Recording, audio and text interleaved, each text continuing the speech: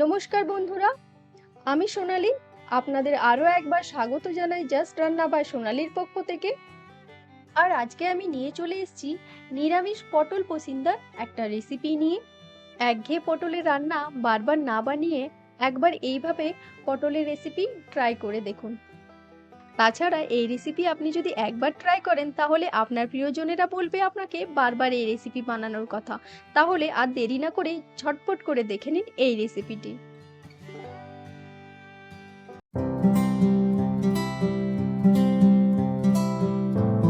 আর এই পটল পসিন্দা বানানোর জন্য প্রথমেই আমি এখানে নিয়ে নিয়েছি 250 গ্রাম পটল।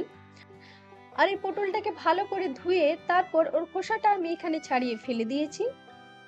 আর দেখুন এখানে কিন্তু আমি পটলের পুরো খোসাটা ছাড়াইনি, মাঝে মাঝে একটু একটু রেখে দিয়েছি।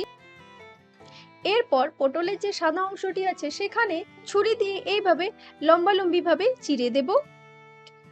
এটা করলে সমস্ত মশলার ফ্লেভার এর মধ্যে ঢুকে যাবে। তাছাড়াও পটলটা খেতে খুবই নরম ও সুস্বাদু লাগবে।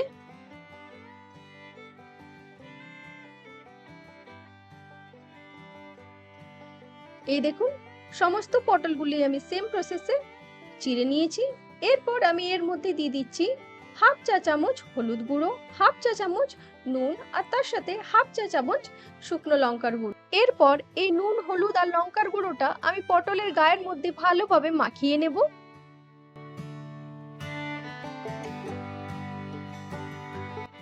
এই দেখুন এখানে পটলের গায়ে নুন হলুদটা ভালোভাবে মাখিয়ে নিয়েছি। এরপর এই পটল পসিন্দা বানানোর জন্য আমি এখানে একটা পেস্ট তৈরি করে নেব। যার জন্য একটা বোলের মধ্যে আমি এখানে নিয়ে নিচ্ছি 1 চা চামচ চারমগজ, আর নিয়ে নিচ্ছি 12 থেকে 13 পিস কাজু বাদাম। এরপর এর মধ্যে একটুখানি জল দিয়ে এই কাজু আর চারমগজটাকে আমি 5 মিনিটের জন্য ভিজিয়ে রেখে দেব। আর 5 মিনিট পর যখন আমি এটার পেস্ট বানাবো তখন আমি এর সাথে অ্যাড করে দেব 3টে কাঁচা লঙ্কা আর একটা টমেটো। এই দেখুন আমি এখানে পেস্টটা তৈরি করে নিলাম। তাহলে চলুন এরপর বাকি রেসিপিটুকু আমার সাথে দেখে নিন। এর জন্য আমি একটা প্যানকে গরম করে নিয়েছি আর এর মধ্যে দিয়ে দিচ্ছি 2 table spoon cooking oil. Cooking oil হিসেবে আমি এখানে রিফাইন্ড অয়েল ব্যবহার করেছি, আপনারা চাইলে সর্ষের তেলটাও ব্যবহার করে নিতে পারেন। আর যেই তেলটা গরম হয়ে যাবে তারপরে আমি এখানে নুন হলুদ মাখিয়ে রাখা পটলগুলো একে একে দিয়ে দিলাম। এরপর এই পটলগুলো আমি একটু নেড়ে চেড়ে ভালো করে ভেজে নেব। এই দেখুন এখানে পটলগুলো ভাজা হয়ে গেছে, পটলগুলোর কালারটাও চেঞ্জ হয়ে গেছে। এই অবস্থায় আমি এই সময় পটলগুলো তুলে নিচ্ছি। এরপর ওই অবশিষ্ট তেলের মধ্যে আমি দিয়ে দিচ্ছি হাফ চা চামচ গোটা জিরে, 2টো শুকনো লঙ্কা, একটা তেজপাতা। আর তার সাথে নিয়ে নিয়েছি এখানে কিছু গোটা গরম মশলা, যেমন 4টে এলাচ, 4টে লং, নিয়ে নিচ্ছি ছোট্ট একটা দালচিনির টুকরো। এরপর এর মধ্যে দিয়ে দিচ্ছি 1 চা চামচ আদা বাটা। আর এই আদা বাটাটা দেওয়ার পরেই তেলের সাথে একটুখানি ভেজে নিচ্ছি আর তারপরে ওর মধ্যে জল একটুখানি দিয়ে দিচ্ছি। তার কারণ এই আদাটা তলাতে অনেক সময় লেগে যাওয়ার সম্ভাবনা থাকে, তাই একটুখানি জল দিয়ে নিলাম। এরপর একটু নেড়ে চেড়ে এখানে আমি সব রকমের ড্রাই মশলা দিয়ে দিচ্ছি, যেমন হাফ চা চামচ হলুদ গুঁড়ো, হাফ চা চামচ ধনে গুঁড়ো, হাফ চা চামচ জিরে গুঁড়ো, আর দিয়ে দিলাম স্বাদ মতো নুন। আর তার সাথে এখানে কালারের জন্য দিয়ে দিচ্ছি 1 চা চামচ কাশ্মীরি লাল লঙ্কার গুঁড়ো। আর এখানে সব মশলাগুলো অ্যাড করার পর তেলের সাথে এই মশলাটাকেও আমি একটু ভালো করে ফ্রাই করে নেব। আর মশলাটা একবার ভালো করে ফ্রাই হয়ে যাওয়ার পরেই আমি এখানে দিয়ে দিচ্ছি কাজু আর চারমগজ দিয়ে যে পেস্টটা বানিয়ে রেখেছিলাম সেইটা।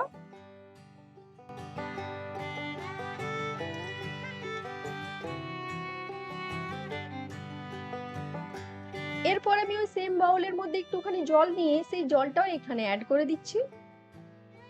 এরপরে সমস্ত মশলাটাকে আমি ভালো করে কষিয়ে নেব। এটা আমি ততক্ষণ পর্যন্ত কষাবো যতক্ষণ পর্যন্ত না এই মশলা থেকে তেলটা বেরিয়ে আসে। এই দেখুন এখানে আমার মশলাটা কষানো হয়ে গেছে, কিরকম সাইড থেকে তেলটা বেরিয়ে আসছে।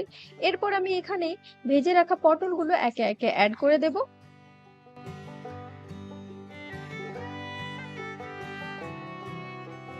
আর পটলটা দেওয়ার পরেই একটুখানি নেড়ে চেড়ে সমস্ত মশলার সাথে পটলটাকে মিক্স করার পরেই আমি এখানে দিয়ে দিচ্ছি একটুখানি জল। এখানে আমার জল খুব বেশি দেওয়ার দরকার নেই, তার কারণ এখানে পটলটা অলমোস্ট কুক আমার হয়ে গেছে, তাই একটুখানি জল দিলে এখানে আমার পুরোটাই কুক হয়ে যাবে। তাছাড়া এই রেসিপিটিতে খুব একটা জল লাগেও না, এটা একটুখানি মাখা মাখা হলেই এটা খেতে খুবই সুস্বাদু লাগে।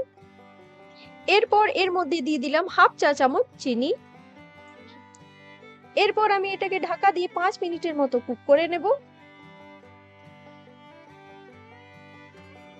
আর এইভাবে 5 মিনিট ঢেকে রান্না করার পরেই আমি এখানে দিয়ে দিচ্ছি 1 চা চামচ গরম মসলা গুঁড়ো, আর তার সাথে দিয়ে দিচ্ছি 1 চা চামচ ঘি। যে কোনো নিরামিষ রেসিপিতে ঘি আর গরম মসলা গুঁড়োর গন্ধ খুবই অপূর্ব লাগে। আর এই ঘি গরম মসলাটা দেওয়ার পর 1 থেকে 2 মিনিট এইভাবে একটু নাড়াচাড়া করে একটু মাখা মাখা করে নেব এই গ্রেভিটা। বাস, তাহলে রেডি হয়ে গেল আমার পটল পসিন্দার এই রেসিপি। আর এই রেসিপিটি আপনি ভাত, রুটি, পরোটা কিংবা হোক ফ্রাইড রাইস, যে কোনো কিছুর সাথে অনায়াসে খেতে পারেন। তাহলে এই রেসিপিটি আপনারা অবশ্যই বাড়িতে ট্রাই করুন, আর তারপর আমাকে কমেন্টে লিখে জানাতে একদম ভুলবেন না কেমন লেগেছে আপনাদের খেতে। আর আপনাদের যদি আজকের আমার এই ভিডিওটি ভালো লেগে থাকে, তাহলে অবশ্যই আমাকে লাইক, শেয়ার অ্যান্ড সাবস্ক্রাইব করে পাশে থাকা বেল আইকনটি প্রেস করে আমার পাশে থাকার অনুরোধ রইল। ভালো থাকবে, সুস্থ থাকবে। ধন্যবাদ।